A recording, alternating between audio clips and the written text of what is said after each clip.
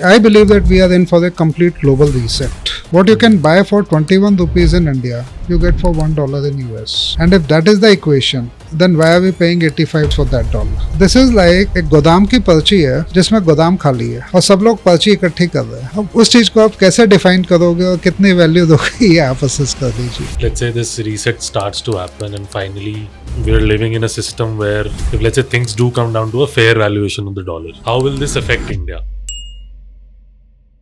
Welcome Sandeep sir, welcome to the show again. Thank you. Today we are going to cover, another interesting topic. Earlier we talked about, the possibility of another crisis that can come in the financial markets. Today the topic is specifically US, and specifically I want to discuss the possibility of US dollar not being the global reserve currency as it has been for a lot of years, right? And you have been a very strong believer that yes, the time has come where US will not be seen as the dominant currency all over the world. Why do you think that is going to be the case, and what's the entire the fundamentals which will basically drive this? There are multiple reasons for this, Vishwas, which has been pushing and it has been inching up and building up for long. The US has been using its currency very liberally. They have been printing their currencies or they have been issuing their notes very liberally without an underlying value being determined related to that. So the economic concepts, I'm not taking you technically, but the real effective exchange rate, etc., are nowhere in consideration for whatever is being done currently in the US. The purchasing power parity, will you believe that for a rupee and a dollar, purchasing power parity is 21 rupees for a dollar? What you can buy for 21 rupees in India, you get for $1 in US. And if that is the equation, then why are we paying 85 rupees for that dollar? No, yeah, so that is very interesting. So you're saying that typically जो product हमें India में US में 21 रुपए पे करके India में 21 रुपए पे करके मिल सकता है. We are literally paying almost, I believe, 5x of that. 4x. Roughly 4x of that. 4x of that. And obviously this is something, if we talk about the finance ministry or let's say the RBI, the bodies which govern the financial frameworks of India, they would also know this, right? Yeah, certainly. Though, then why is there is a gap? Is this probably because of the US dominance or the way they want to conduct things? Or is it that it is also some negligence on our part as maybe from Indian side or from, let's say, the other economies? Then why is US valued so high? See, US valuation is a function of perception of how the world perceives, and that is how the leadership it has maintained over the last two world wars also is how it has been going on. So we can say more than 100 years, dollar has been seen by everyone. So our generations and multiple previous generations have seen dollar as the best currency globally. Right. We'll live with that. Historically, no, Roman currency is not present anywhere. Right. Or even if I ask you to, will you like to put all your savings in pound, perhaps you might not be comfortable. There is a resetting of global currency which keeps happening, and we are living through some similar phase. For the first time, when the dollar was at 88, everybody was looking that when will it be 90 and when it will be 100. We have seen a meaningful drift, and which is stable enough. The American currency printing and the issuance of liquidity and availability has been so large, and above this, US is using and weaponizing dollar as a currency. Forfeiture of somebody's currency because it is lying in your bank account, and if you are not my friend, then I'll forfeit your money, cannot be the way for a global leader. There is a discipline which is required for uniformity and balancing and truthfulness in the global play. When Russian dollar on the SWIFT platform was restricted and the currency was forfeited or was hijacked or blocked by the American banks, then that was not in the right format. Perhaps kuch galta hai. How we build it up forward from here? And why will all economies be comfortable keeping their savings and foreign exchange surpluses, which they have to maintain or they like to maintain for their crisis moments? dollar cannot be my only form of store of value. I like to maintain my reserves in a more diversified format. And perhaps in the current scenario, as it is emerging, dollar is not the at all the preferred form of value. All the leading economies who are holders of American debt, whether it is Japan, China, European economies, Saudi Arabia, or separate UAE related economies or the Emirates related economies, they have been exiting out of dollar and selling their existing holdings. Besides this, there is a maturity of treasuries issued earlier also. So when what I issued as a 10-year bond or a 20-year bond, or in COVID days a 2-year bond or a 3-year bond, all of them are maturing also now. Quite a few of them. This year's maturity of US Treasury was $9.2 trillion for calendar 25. And the data for a period-wise specific maturity is not transparently available on the systems or the net. So there is something wrong which is being built up and which is not as transparent as it should have been. One very interesting point, that you mentioned, that a global reset historically has also happened. So this is something very new to me. Or I think most people, because like you said, in our generation or even in the previous generation, we have seen US dollar as the most dominant force. We haven't, मैं ऐसे बोलूँगा कि हम कभी सोच ही नहीं सकते कि US dollar के अलावा कोई alternative हो भी सकता है. We always, when we talk about currencies globally, we always think of US dollar, right? But what is the history? Were there any other currencies before US also? Like before the US dollar, like who used to be, let's say, the sort of global reserve currency like how US is today?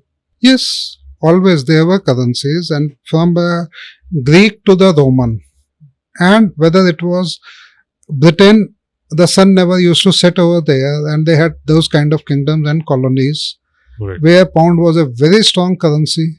Right. Before that, we had guilders also, and then we had francs also. We have had multiple leadership currencies, and none of them could survive beyond a period of time because that authority of currency and the authority of economy took them to aggressive misuse, and when it was being misused, then they lost its value over the period of time.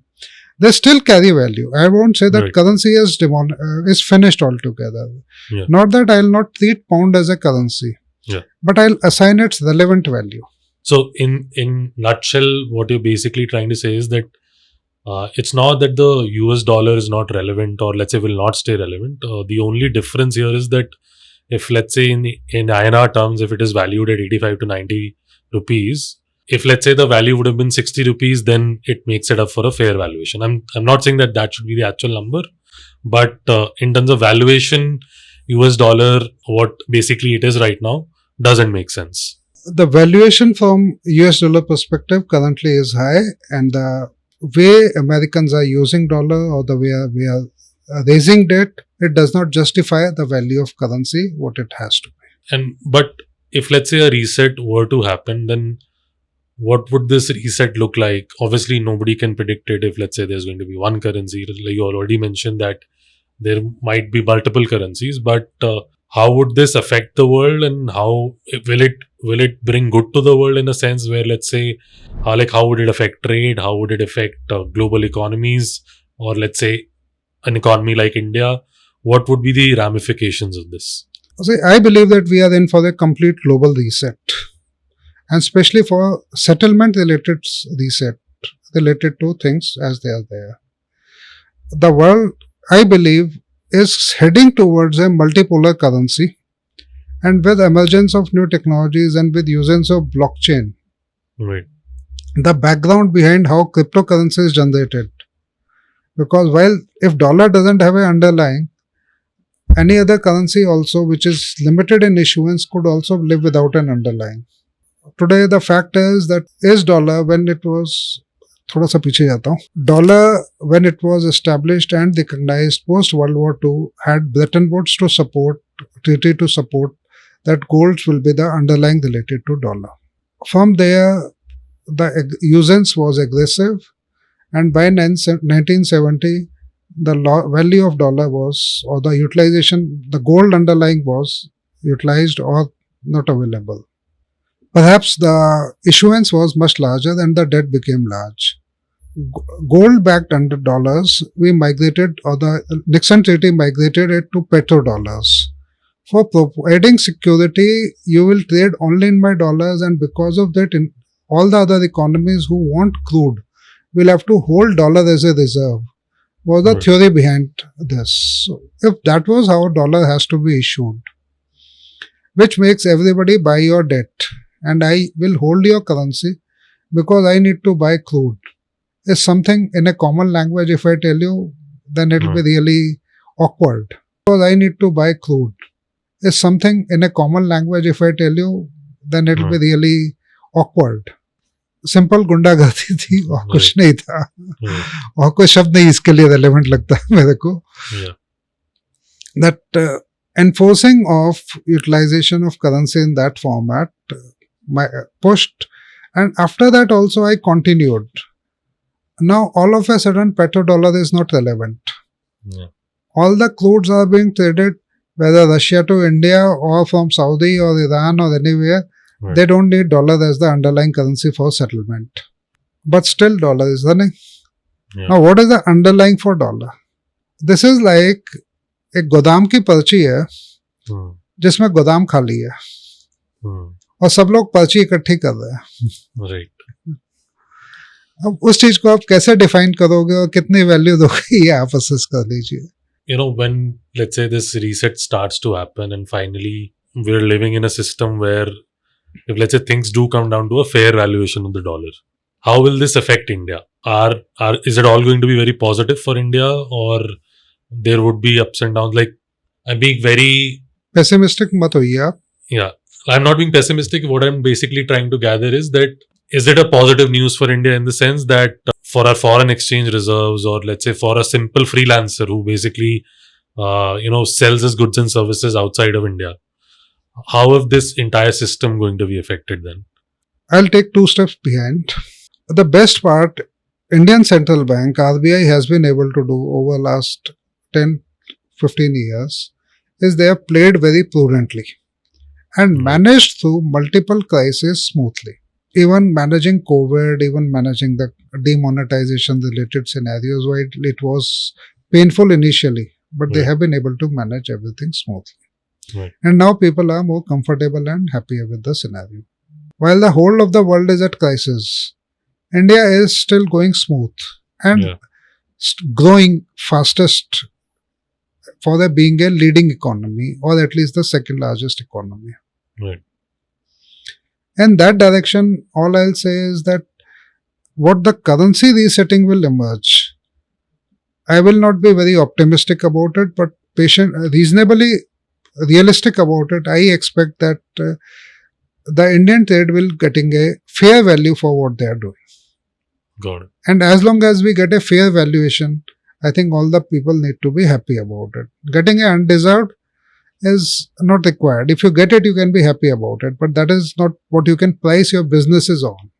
Thank you so much, sir. I think this was a very interesting perspective on the US dollar front, because as millennials, or let's say the younger generation, or let's say even our parents' generation, we have all seen the rise of the dollar.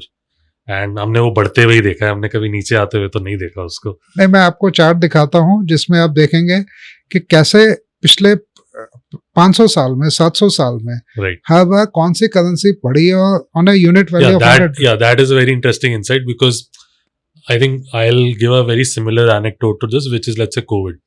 1920 में when that Spanish flu happened, and exactly 100 years later COVID happened. So obviously not even, let's say, my generation, but even generations before that had never seen anything like this, and this is once in a century kind of an event. Absolutely. So yeah, so by that logic, by that rationale, it does make sense that even something as dominant as US dollar, or it can get replaced, or it can have its alternative. So I think a very interesting insight. Thanks. Thank you so much again, for enlightening us today. My pleasure. My pleasure.